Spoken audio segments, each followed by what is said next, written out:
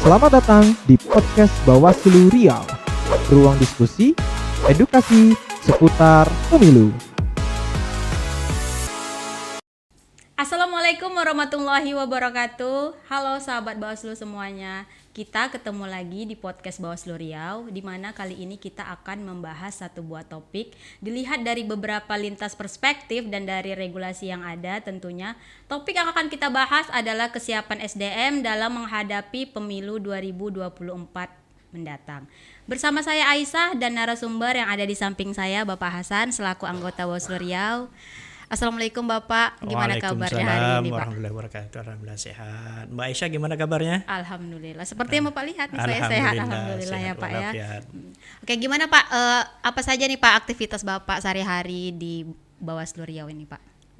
Untuk sampai dengan hari ini alhamdulillah kita masih mempersiapkan kesiapan. Karena memang untuk tahapan pemilu, ini kan memang tahapannya belum dimulai. Tetapi kalau kita mengacu kepada undang-undang, itu kan Mbak Aisyah 20 bulan sebelum hari H itu kan sudah harus dimulai tahapannya. Undang-undang mengamanatkan seperti itu. Nah kalau misalnya kita tarik penetapan hari H itu adalah 14 Februari. 14 Februari kan hari, udah paham lah kita ya, hari Valentine itu. Dan oleh karena itu juga 20 bulan maka 14 Juni ini sudah mulai tahapannya. Nah tentu kita sebagai Bawaslu Provinsi mempersiapkan segala sesuatunya, terutama berkaitan dengan topik kita hari ini. Nah, topik hari ini kan berkaitan dengan kesiapan SDM. Mungkin itu yang kita lakukan dalam hari-hari terakhir ini.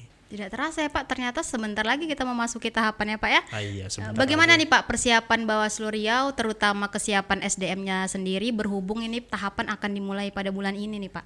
Alhamdulillah memang kita kemarin ya hari Senin sebagaimana kegiatan rutin kita melakukan pleno itu habis apel. Nah, kita melakukan pleno dalam rangka persiapan SDM itu Mbak Aisyah. Dan kemudian insya Allah besok tanggal 8 itu 1 minggu sebelum hari H, dimulai tahapan, kita akan lakukan rapat koordinasi dengan memanggil seluruh ketua dan anggota Bawaslu Kabupaten Kota. Ini dalam rangka persiapan terutama berkaitan dengan memasuki tahapan ini.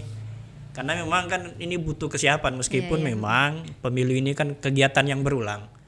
Dilihat dari regulasi kan regulasinya tetap Undang-Undang Nomor 7 Tahun 2017. Ini kan regulasi yang pemilu 2019 kemarin dan sampai dengan hari ini regulasi tidak berubah. Maka oleh karena itu tentu persiapan-persiapan yang dilakukan adalah merefleksi kembali apa yang telah kita lakukan di pemilu 2019 kemarin. Tentu ada kelebihan ini tentu kita harus pertahankan, kalau perlu kita tingkatkan. Tetapi dari sisi lain tentu ada kelemahan-kelemahan yang ini perlu kita perbaiki, dan oleh karena itu insya Allah besok karena kita hadirkan seluruh Bawaslu Kabupaten Kota, ini kita coba merefleksi apa yang menjadi kelemahan kita dalam rangka memformulasikan apa hal-hal yang perlu kita lakukan untuk perbaikan ke depannya. Mungkin itu Mbak Aisyah yang perlu Jadi kita lakukan. kita lakukan persiapannya dulu ya Pak ya, sebelum pastinya. tempur nantinya ya. Iya. Oke, ini untuk bakalan ada nih Pak rekrut seperti Panwascam nantinya ya. Insya Allah. Itu bagaimana tuh Pak? Apakah ada persyaratan khusus nantinya pada saat mendaftar sebagai Panwascam? Kalau persyaratan khusus kita tetap mengacu kepada regulasi yang ada. Nah, undang-undang kita adalah Undang-Undang 7 Tahun 2017 tentang pemilihan umum. Tentu kita mengacu di sana. Memang secara regulasi ada perbedaan antara KPU dan Bawaslu. Nah, kalau kita misalnya lihat di Bawaslu itu hanya satu pasal saja di situ. Itu pasal 117. Itu tentang menganut berisi tentang persyaratan. Itu mulai dari Bawaslu RI sampai dengan Panwaslu Kecamatan, Kelurahan dan Desa, bahkan sampai PTPS. Persyaratannya di situ sama semuanya. Yang berbeda hanya dalam tataran usia. Misalnya kalau Bawaslu RI itu adalah 40 tahun minimal. Kalau provinsi 35 tahun. Kabupaten kota itu adalah 30 tahun. Nah, kalau Panwascam sampai dengan PTPS itu minimal usianya adalah 25 tahun. Nah, kemudian yang perbedaan yang kedua itu dari tataran pendidikan. Nah, kalau provinsi ke atas itu adalah S1, sedangkan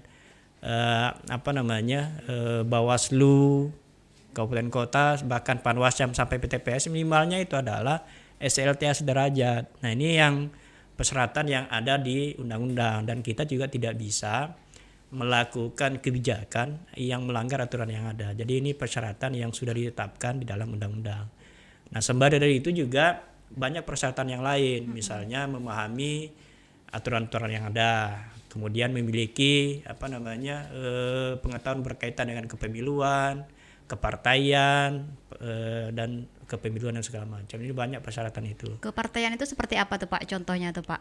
Ya, mengetahui sistem partai politik seperti apa, rekrutmen dan seterusnya.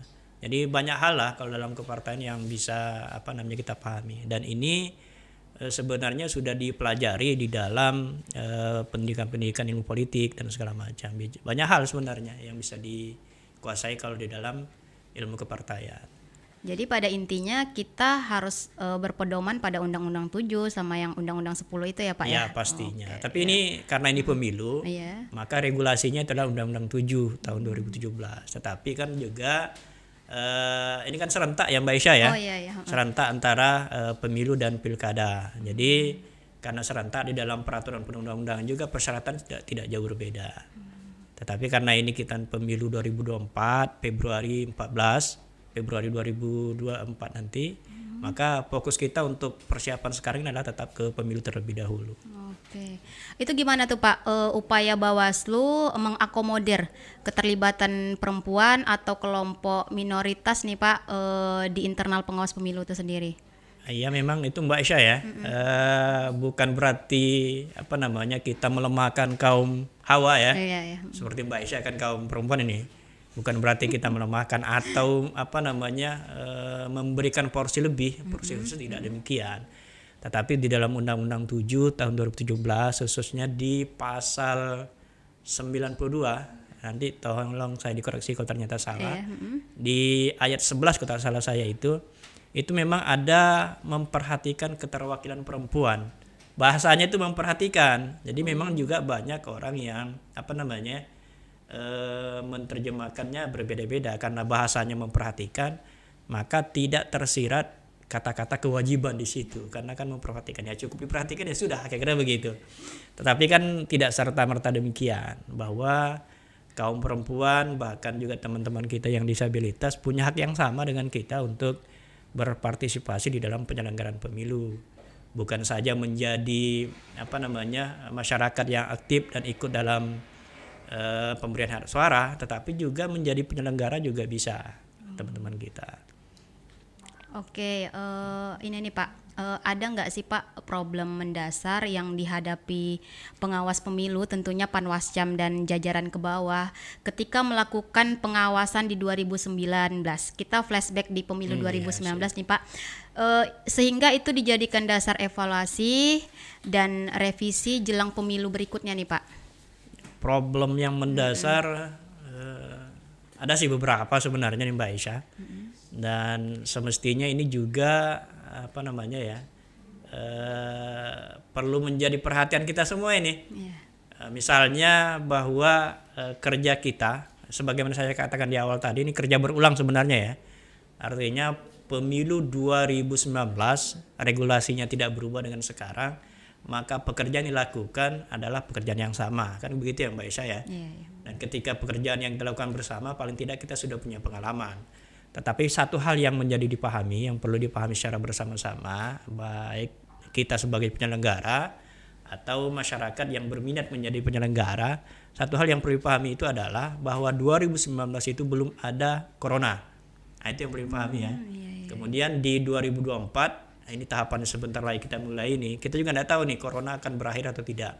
Sampai dengan hari ini meskipun kebijakan pemerintah bahwa kita boleh melepas masker misalnya ketika berada di luar ruangan, tetapi kan sampai hari ini corona belum dikatakan hilang di muka bumi ini. Sehingga problem kita yang mendasar meskipun di 2019 tidak ada, ini adalah problem terkait dengan kesehatan masyarakat. Ini yang pertama. Kemudian problem selanjutnya khusus di dalam rekrutmen adalah terkait dengan pemenuhan unsur atau syarat minimal 25 tahun ini. Kemudian standar minimum pendidikan adalah SLTA atau sederajat. Nah, kita pahami secara bersama-sama kalau misalnya ada yang di tataran pedesaan di kecamatan, kalau yang perkotaan di Kota Pekanbaru mungkin tidak terlalu sulit lah ya. Tetapi kalau misalnya daerah-daerah yang jauh seperti di kampung saya yang Kecamatan Kateman yang Inhil sana, kan saya orang kampung nih Mbak Isya ya. Orang kampung ya Pak, orang ya, tapi kampung, jadi- terlihat seperti kota ya Pak. Karena memang sudah tinggal di kota, paling tidak kan harus menyesuaikan juga Iya, ini. iya. Jadi apa namanya, untuk pemenuhan kota sepertinya agak berat. Karena 25 tahun di daerah kecamatan pada umumnya sudah memiliki pekerjaan yang permanen.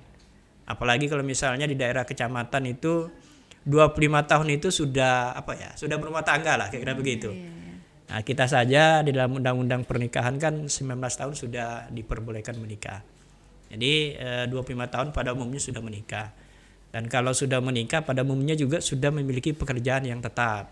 Sehingga disinilah juga yang menjadi problem kita, bahwa rekan-rekan kita yang berminat menjadi penyelenggara itu akan semakin berkurang. Nah, berbeda halnya dengan teman-teman yang di KPU. Karena KPU itu mempersyaratkan usia minimalnya itu adalah 17 tahun. Ini kan fresh graduate benar nih. Iya. Nah, sehingga ketika 17 tahun ini juga masih banyak lah kira-kira yang teman-teman kita yang bisa direkrut. Nah, kalau kita kan berbeda, 25 tahun ini sangat riskan sekali. Dan ini sebenarnya sudah kita sampaikan bukan saja ke Bawaslu RI ini Mbak Isya. Iya. Termasuk ke Komisi 2 DPR RI sudah kita sampaikan bahwa kesulitan kita salah satunya adalah terkait dengan syarat usia itu. Tetapi memang argumentasi yang disampaikan oleh rekan-rekan kita di Bawaslu RI bahwa penyelenggara nih Mbak Isya, khususnya yang di Bawaslu seharusnya lebih maksimal, lebih bisa, lebih menguasai ketimbang teman-teman yang di KPU. Karena KPU misalnya dianggap adalah teknisnya saja, tetapi kita yang penyelenggara khususnya di pengawasan, teknis juga harus paham, kemudian pengawasan dan hal lain juga dipaham. Maka sisi usia ini 25 tahun dianggap memadai dan sangat matang untuk itu. Nah, problem yang lainnya Mbak Isa selain pemenuhan kuota tadi itu adalah berkaitan dengan problem yang mendasar sekali sampai hari tidak selesai nih Mbak Isa. Apa tuh Pak? Nah, yaitu DPT.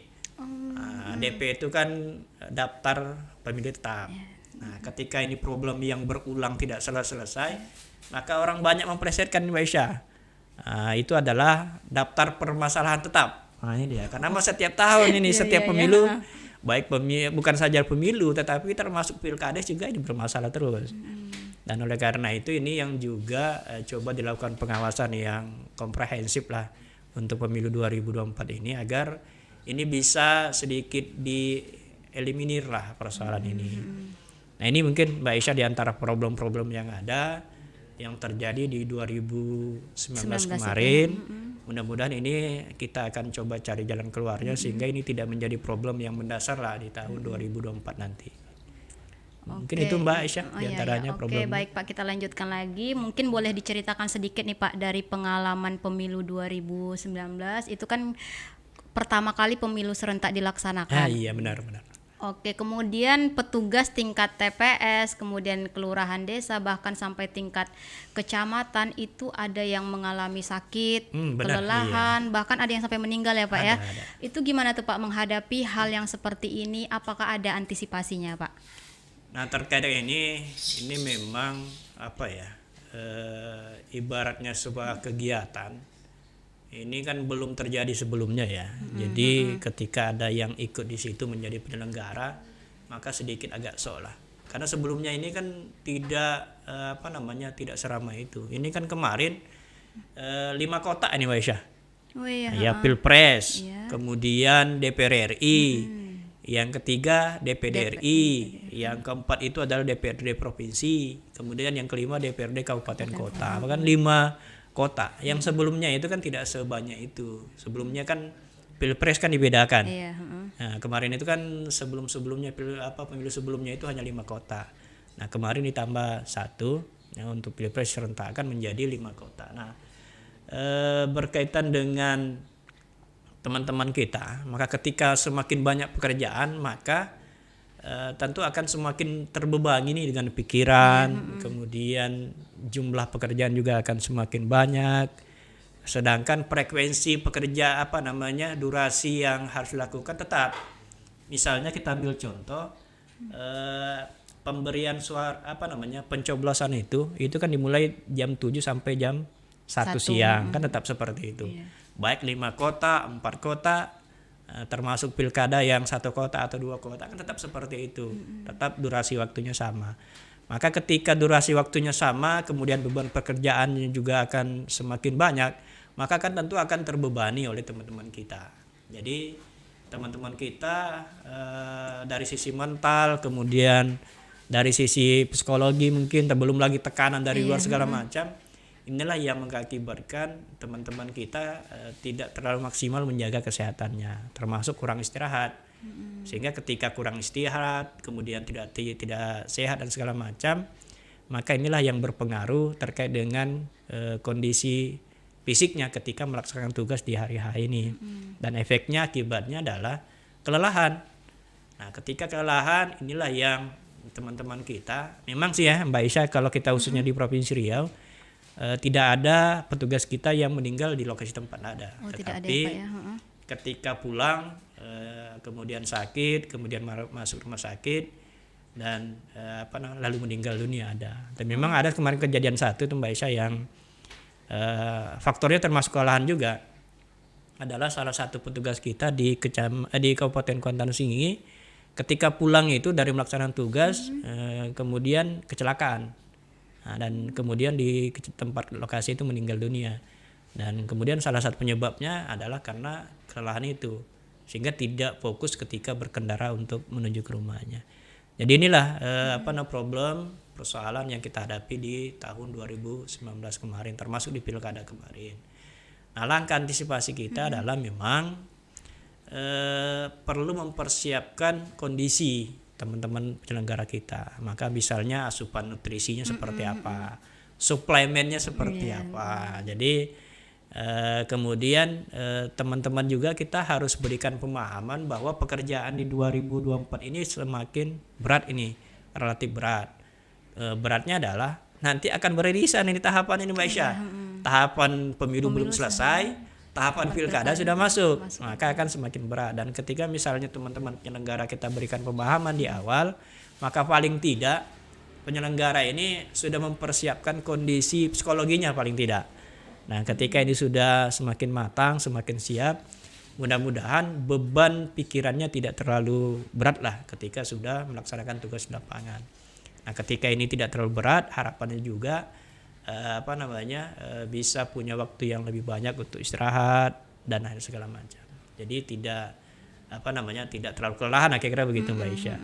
Jadi itu mungkin diantara strategi yang bisa kita lakukan di 2024 ini. Tetapi mungkin banyak hal yang lain lagi yang bisa kita lakukan, misalnya berkoordinasi dengan dinas kesehatan.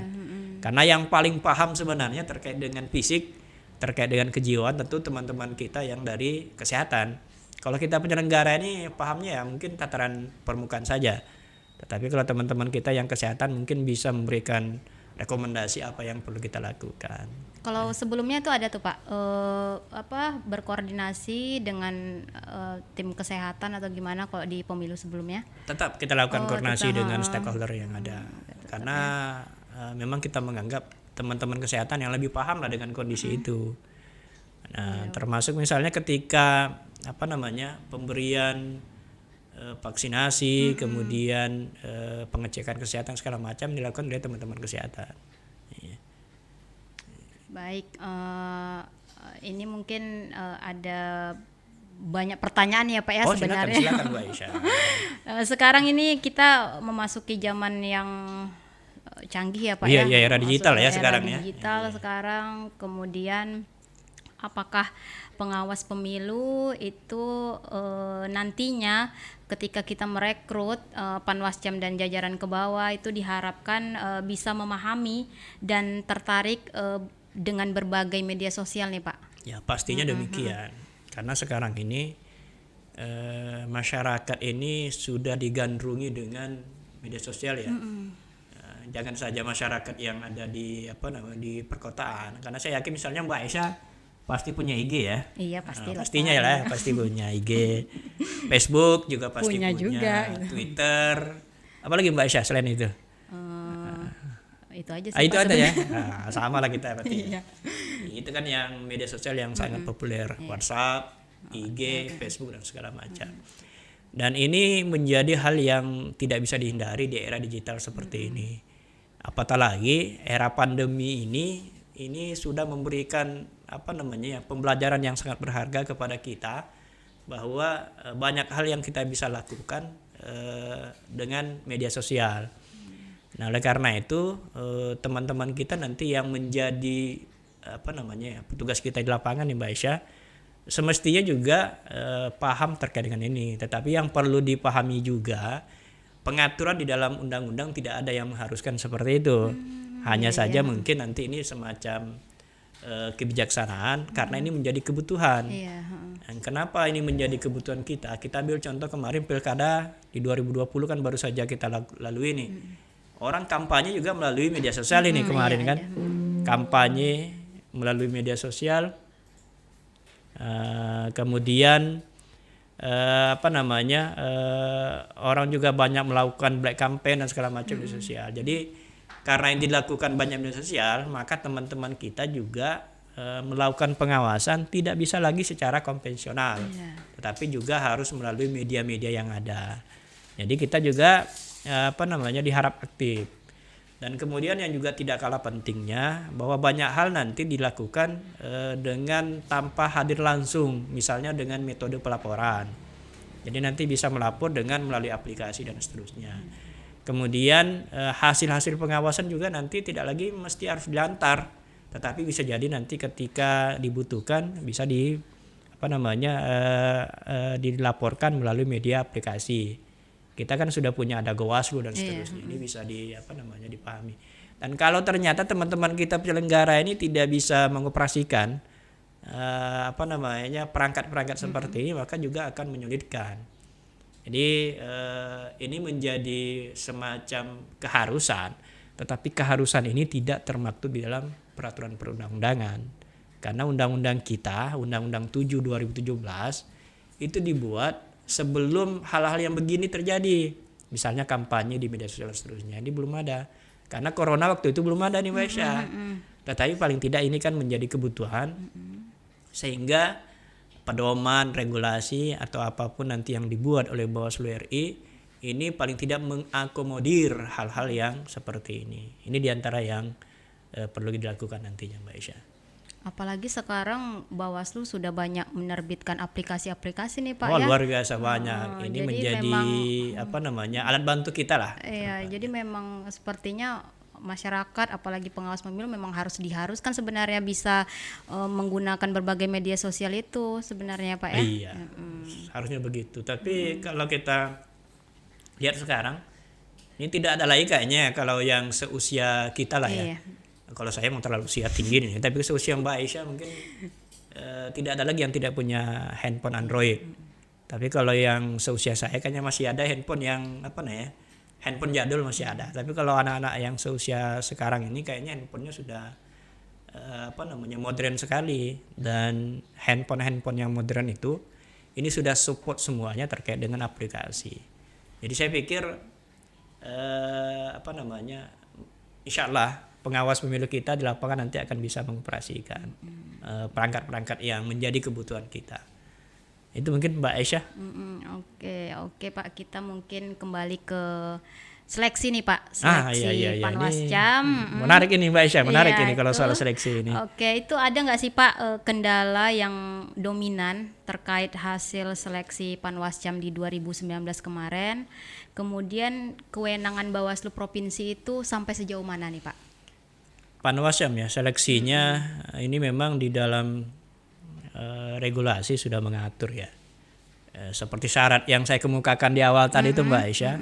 Nah syaratnya itu termaktub di dalam pasal 117 Undang-Undang Nomor 7 Tahun 2017 tentang Pemilu. Dan di situ sudah diatur syaratnya apa saja.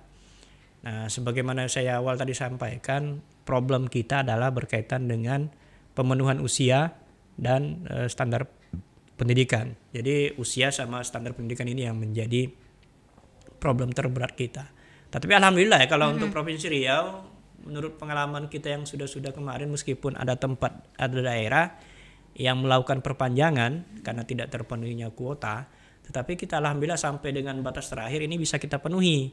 Nah, coba kita bandingkan Mbak Aisyah dengan Provinsi Papua lah misalnya, Kalimantan, yang guyonan teman-teman kita di sana, jangankan cari yang tamatan SMA, cari SMA-nya saja sulit katanya, kira-kira begitu. Ya, Pak, ya.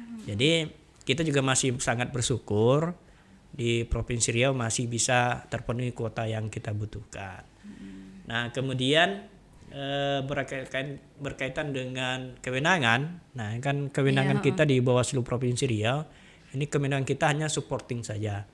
Karena yang punya hak nanti itu adalah Bawaslu Kabupaten Kota, karena mereka yang menyeleksinya, kemudian nanti mereka yang melantiknya, mereka yang mengeskakan, dan mereka nanti akan melakukan pembinaan lebih lanjut. Kita di Provinsi Riau bisa nanti ketika sudah terekrut bisa melakukan pembinaan, dan juga ketika dalam proses rekrutmen bisa memberikan masukan-masukan apa yang terbaik dan segala macam. Karena kita secara Provinsi Riau ini Mbak Aisyah bisa memotret seluruh kabupaten kota yang ada. Berbeda kalau teman-teman kita yang di kabupaten kota, yang dipotret tentu hanya lokalitas mereka saja. Jadi bisa kita memberikan masukan, input kepada teman-teman kita. Tetapi yang perlu dipahami juga, hak untuk seleksi untuk Panwaslu kecamatan itu ada di kabupaten kota. Jadi Bawaslu kabupaten kota yang sepenuhnya itu punya hak untuk kewenangan di situ, Mbak Aisyah. Kita hanya supporting, kemudian kita melakukan monitoring ya Pak monitoring, ya, pembinaan, dan segala macam. Oke, baik. Terkait dengan pembentukan seleksi nih Pak, harapan Bapak ke depan untuk proses pembentukan seleksi nantinya Panwascam dan jajaran nih Pak. Kalau harapan saya mungkin harapan Mbak Aisyah ini ya. Tentu memperoleh hasil yang lebih baik, kira-kira begitu dah ya. Bukan berarti yang kemarin tidak baik, tetapi kalau bisa kita temukan dengan yang lebih baik, kenapa tidak? Tetapi kalau misalnya tidak ada juga, paling tidak kita bertahan pada posisi yang sama, itu harapan kita. Dan untuk mendapatkan yang lebih baik, maka tentu kita harus mempersiapkan segala sesuatunya. Nah, misalnya sebagaimana saya sampaikan tadi, tanggal 8 itu kan besok ini ya. Tanggal 8 hari Rabu kita akan lakukan rapat koordinasi. Salah satunya mempersiapkan itu. Kemudian yang berikutnya adalah akan dilakukan pembahasan nih terkait dengan pedoman rekrutmen di Jakarta oleh Bawaslu RI. Ini kan belum dilakukan oleh Bawaslu RI. Ini biasanya dengan mengundang provinsi-provinsi yang ada se-Indonesia. Karena kan pemilu tentu se-Indonesia ini ya. 34 provinsi yang melaksanakan pemilu. Maka nanti akan dimintai masukan dari provinsi-provinsi. Kira-kira apa yang menjadi kendala, kemudian apa problemnya, kemudian solusi apa yang kira-kira yang bisa dilakukan. Nah, nanti itu bisa diramu, kemudian dimasukkan menjadi pedoman. Dan termasuk di Provinsi Riau, kalau ketika misalnya ada kendala-kendala, nah ini nanti akan coba saya sampaikan ke Bawaslu RI. Itu kira-kira Mbak Aisyah yang bisa kita lakukan. Kalau untuk daerah yang krusial nih Pak, Ya. daerah krusial, daerah-daerah itu, yang jauh lah ya. Iya, itu yang di mana aja sih Pak? Yang krusial sebenarnya banyak tempat sih ya. Ada seperti di Meranti, termasuk di Inhil. Nah, Inhil kampung saya ya. Kenapa tuh Pak? Pertama lokasinya yang relatif jauh. Letak geografisnya Relatif jauh, sehingga ketika misalnya ingin ke sana itu tidak ada kendaraan yang yang tersedia yang bisa kita lakukan untuk pergi dan pulang dalam hari yang sama. Tetapi bisa pulang hari atau balik hari itu, tetapi harus dengan melakukan charter. Melakukan charter, tapi apa? Charter mobil atau sampan itu Pak? Kendaraan kan di sana transportasinya laut dan sungai, sehingga kita charter laut. Dan ini berbeda kalau misalnya darat. Kalau mobil kan tentu biayanya relatif lebih murah ketimbang laut. Jadi itu juga menjadi kendala teman-teman kita yang ada di daerah perairan. Dan kondisi sinyal juga sangat kadang-kadang juga terbatas, bahkan hilang sinyalnya karena kondisi cuaca dan seterusnya. Itu bisa dijadikan kendala juga sebenarnya. Termasuk Pak, itu kita jadikan sampaikan ke Bawaslu RI. Tetapi lagi-lagi kalau kita misalnya memotret seperti itu dan sampaikan ke Bawaslu RI atau kita coba explore ke tingkat nasional, ternyata masih ada daerah yang lebih parah dari itu kalau kita mengambil dari provinsi-provinsi yang lainnya. Misalnya di daerah Karimun atau daerah Anambas dan segala macam, itu kan lebih sulit ketimbang kita. Dan ini yang kita coba sampaikan ke Bawaslu RI, Mbak Aisyah. Jadi problem daerah terluar ini coba kita antisipasi proses rekrutmen. Misalnya proses rekrutmen itu adalah bisa melalui dibentuk ada semacam kemudahan lah bagi rekan kita, karena kalau misalnya mengurus persyaratan segala macam tentu butuh waktu yang lebih banyak ketimbang kita daerah perkotaan, karena bisa diselesaikan pada hari yang sama dan seterusnya. Misalnya terkait durasi waktu itu mungkin ada semacam kelonggaran nanti yang akan coba kita sampaikan dan seterusnya. Mungkin itu Mbak Aisyah yang terkait dengan problem-problem kedaerahan yang ada di Provinsi Riau. Pembahasan kita ternyata menarik sekali ya Pak ya. Sampai tidak terasa kita sebenarnya sudah di penghujung waktu nih Pak. Jadi boleh sedikit closing statement nih Pak untuk sahabat-sahabat Bawaslu yang ada di luar sana sebelum kita akhiri giat kita hari ini. Baik Mbak Aisyah dan sahabat Bawaslu yang ada di manapun berada. Nah, terkait dengan pengawasan pemilu ini kan sudah ada amanatnya di dalam peraturan perundangan. Tetapi yang perlu juga dipahamkan kepada masyarakat secara umumnya bahwa tugas pengawasan pemilu ini bukan saja dilakukan oleh Bawaslu secara kelembagaan. Kalau secara kelembagaan memang sudah diamanatkan ke Bawaslu dan itu sudah diatur dalam peraturan perundang-undangan. Tetapi yang perlu dipahami juga sahabat Bawaslu lainnya bahwa masyarakat luas ini berhak melakukan pengawasan, karena pemilu yang berintegritas adalah merupakan cita-cita kita bersama, bukan saja cita-citanya Bawaslu sebagai penyelenggara pemilu, tetapi cita-cita kita semuanya. Dan oleh karena itu masyarakat berhak menjadi pengawas, tetapi pengawasnya bukan ikut di dalam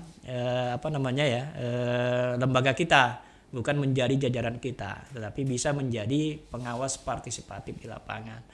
Jadi oleh karena itu teman-teman kita lapangan kalau ternyata tidak bergabung menjadi jajaran pengawas pemilu, tetapi bisa menjadi penyampai informasi kepada kita. Nah, jadi metodenya adalah bisa menjadi pengawas partisipatif. Dan kemudian kalau ternyata ada teman-teman kita yang terlibat atau tergabung dalam lembaga-lembaga, ini bisa menjadi pemantau pemilu. Jadi ini bisa dilakukan Mbak Aisyah. Jadi Pak, bisa menjadi pemantau pemilu. Itu pendaftarannya seperti apa tuh Pak? Apakah Bawaslu yang merekrut atau jadi pemantau pemilu itu? Kalau terkait dengan pemantau pemilu, rekrutmennya itu di lembaga. Dan kemudian lembaga yang mendaftar. Nah, jadi ada perbedaan lagi Mbak Aisyah ya. Kita kembali mengulasnya, ada perbedaan antara pilkada dengan pemilu. Nah, kalau dia pemilu, akreditasinya ada di Bawaslu. Kalau pilkada akreditasinya masih di KPU. Jadi nanti teman-teman lembaga bisa mendaftar ke Bawaslu. Nanti Bawaslu yang memverifikasi segala macam. Sebelumnya udah ada tuh Pak? Kemarin kita sudah ada satu. Sudah ada satu. Apa tuh Pak, lembaga apa tuh? Lupa saya persis namanya itu. Tapi ada satu kemarin itu dari UNRI. UNRI. Nah, sebenarnya ada beberapa lembaga yang mendaftar ke kita. Tetapi ketika diverifikasi ini tidak memenuhi kualifikasi, tidak memenuhi persyaratannya. Jadi kan memang harus independen. Kemudian salah satu yang salah persepsi adalah berkaitan dengan biaya. Jadi ada juga kemarin yang mendaftar karena verifikasinya akreditasinya di Bawaslu, dianggapnya pendananya dari Bawaslu. Padahal tidak demikian, pendananya adalah ya masing-masing lembaga. Jadi ini yang perlu disampaikan, jangan sampai nanti salah persepsi. Jadi metodenya bisa sebagai penyelenggara atau masih tergabung dengan kita lah ya Mbak Aisyah ya. Kemudian nanti bisa menjadi tergabung ke lembaga-lembaga pemantau pemilu. Nah, kalau ternyata tergabung di sini ya bisa melakukan pengawasan secara individu-individu. Jadi ini juga banyak yang dilakukan oleh masyarakat untuk menjadi pengawas pemilu partisipatif. Ini mungkin Mbak Aisyah yang bisa dilakukan. Karena prinsip pengawasan pemilu itu adalah teman-teman sekalian, sama rakyat awasi pemilu, bersama Bawaslu tegakkan keadilan pemilu. Tapi apakah ini masih dianggap tagline Bawaslu yang sekarang? Karena komisioner Bawaslu RI kan berganti dari kemarin. Dan kalau ternyata tagline ini tidak berubah, ini tetap kita akan coba sampaikan ke masyarakat. Dan kalau ternyata berubah, nah nanti kita coba sampaikan kembali apa yang berubah itu. Kita sosialisasikan lagi ya iya Pak benar. ya. Tetapi memang kalaupun tagline-nya berubah, memang harus bersama rakyat awasi pemilu, karena kita sebagai lembaga pengawas pemilu tidak akan mungkin Mbak Aisyah mengcover seluruh wilayah Provinsi Riau ini yang sangat luas, padahal kita sangat terbatas jumlahnya. Tanpa bantuan masyarakat ya Pak ya. Harusnya demikian. Baik Pak. Iya Mbak Aisyah. Tidak terasa waktu kita sudah sudah hampir habis nih Pak. Terima kasih banyak Pak atas waktu dan kesempatannya. Semoga terus diberikan kesehatan untuk memberikan informasi ilmu yang bermanfaat nih kepada seluruh sahabat Bawaslu yang ada, yang dimanapun berada ya Pak ya. Mungkin terakhir nih Mbak Aisyah sebelum ditutup. Jadi karena kita Bawaslu adalah lembaga juga termasuk pelayanan publik yang menjadi tugas kita. Maka kalau ada masyarakat yang ingin mendapatkan informasi, ya silakan aja berkunjung ke kita. Oh iya, ke PPID kita PPID kan ada. Kita ada nih Mbak Aisyah. Jadi kita punya PPID yang bisa memberikan informasi, kemudian melayani masyarakat untuk terkait dengan informasi khususnya kepemiluan. Silakan datang. Tetapi mekanismenya kan tentu harus dilalui, harus diikuti mekanisme yang ada. Mungkin itu Mbak Aisyah. Sebagai penutup kita lah mungkin hari ini bincang-bincang kita. Kalau mau mendapatkan informasi bukan hanya ke PPID ataupun ke kantor Bawaslu Provinsi Riau, tapi bisa melalui website. Bisa. Website Bawaslu Provinsi Riau, kemudian Facebooknya juga ada, media sosial seperti Instagram juga ada. Banyak sebenarnya bisa dilihat dan dikunjungi. Baik sahabat Bawaslu dimanapun berada, sampai ketemu lagi di podcast berikutnya dengan narasumber yang hits tentunya. Dan jangan lupa untuk mendukung channel ini dengan cara like, comment, and subscribe. Sampai ketemu lagi. Assalamualaikum warahmatullahi wabarakatuh. Waalaikumsalam warahmatullahi wabarakatuh.